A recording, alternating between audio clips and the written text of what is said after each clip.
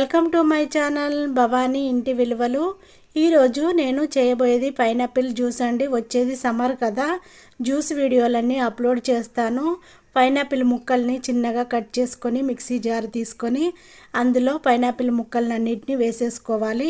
ఒక 2 స్పూన్ల వరకు షుగర్ని వేసేసుకోవాలి. 2 స్పూన్ల వరకు తేనెను వేసేసుకోవాలి. ఒక చిటికెడు ఉప్పును వేసేసుకొని మిక్సీ కప్పు మూత పెట్టేసుకొని మిక్సీ పట్టుకోవాలి. మనకి జ్యూస్ రెడీ అయిపోతుంది. ఇప్పుడు ఒక కప్పు తీసుకొని అందులో జ్యూస్ని అంతా పోసేసుకోవాలి. చూడండి, ఇలా పోసేసుకోవాలి. ఇప్పుడు ఐస్ క్యూబ్స్ని వేసేసుకోవాలి. మీరు జ్యూస్ చేసేటప్పుడైనా వేసేసుకోవచ్చు, ఇలా కప్పులో పోసేసిన తర్వాతనైనా వేసేసుకోవచ్చు. సైడ్కి లెమన్ ముక్క పెట్టేసుకోవాలి గార్నిష్ కోసము. ఇప్పుడు పైనాపిల్ని చిన్నగా కట్ చేసి పైన గార్నిష్ చేసుకోవాలి. నా వీడియో నచ్చినట్టయితే లైక్ చేయండి, షేర్ చేయండి.